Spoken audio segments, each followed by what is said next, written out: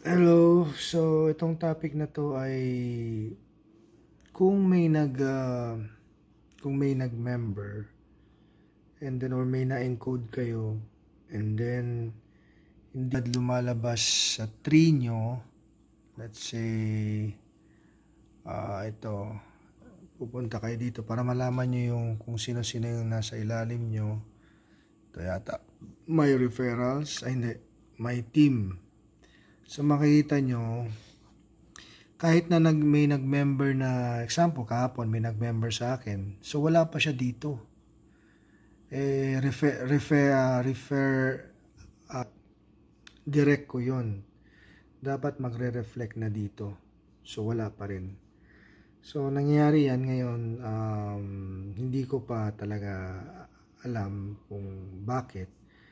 Pero ganyan yon kasi nung nag-member ako, tapos may nag-member kaagad sa akin, and then in-encode ko na, pinasok ko na, nilock in na nila, pero hindi reflect dito, empty yan.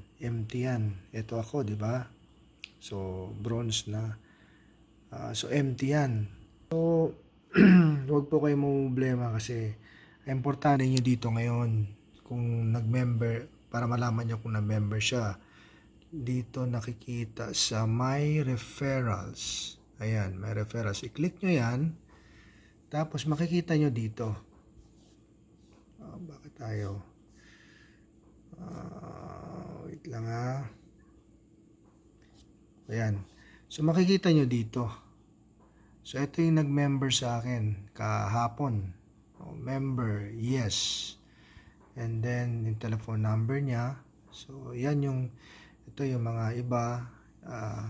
So ganun pagka may nag-member sa'yo, huwag kayo magpanic na bakit wala pa. Doon nyo titingnan ngayon sa my referrals, di ba? So doon nyo makikita sa my referrals. Bakit tayo to? So makikita sa my referrals dito. Okay? So pag click nyo yan, lalabas yan dito. May pumasok sa akin na message. Tingnan nyo ha. So habang nagme-message ako, sabi niya sa akin, yan, bago lang yan, no? Pinakabago, pinakataas yan. Okay, sabi niya, is that all you pay? $40 kabar monthly? Tapos monthly daw, $10. So sasagutin ko muna ha. Wait lang, i-post ko muna. So ito, since nandito na tayo, sabi niya, is that all you pay? $40 and then $10 monthly. I said, yes ma'am. So aantayin ko yung reply niya, or titingnan ko ngayon kung ano yung mga pinadala ko sa kanya.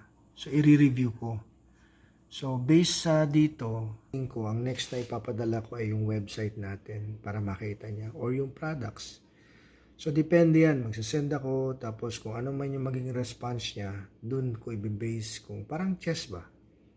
Mag-move ka, may na-anticipate ka ng moves para, pero depende yan sa magiging move ng mag-response ng tao. And then dun ka magbe-base kung ano yung next. Anyway, kasi yung topic dito is about yung back office nyo. So pag may nag-member sa'yo, huwag kayo magpanik. Pumunta lang kayo sa my referrals, dun yung makikita na sa inyo yon. And then dun sa mga downlines nyo na gusto nyo makita kung may nag-member na sa kanila, hindi ko pa siguro sa next video yon, kasi ang makikita ko lang dito ay sa akin. Pero alam ko, makikita mo rin yung mga downlines, yung team ng downlines mo. Alam ko makikita mo yan kasi system naman yan eh. So makikita mo yan lahat, hindi ko pa lang alam. Kaya yung video na to is only for yung direct nyo, na alam nyo na pupunta sa inyo, hindi na pupunta sa iba. And again, kailangan siguraduhin nyo na every time may magme-member sa inyo, use your link. And then at the same time, sabihin nyo rin sa mga downlines nyo or yung nag-member sa inyo na to make sure to emphasize and remind those people, yung prospects nila, na kung magme-member sila, punta lang sila sa email nila, yung secure my position, ganun, or lock in my position, something like that. Okay, so until then, sa next video, and see you, and bye-bye.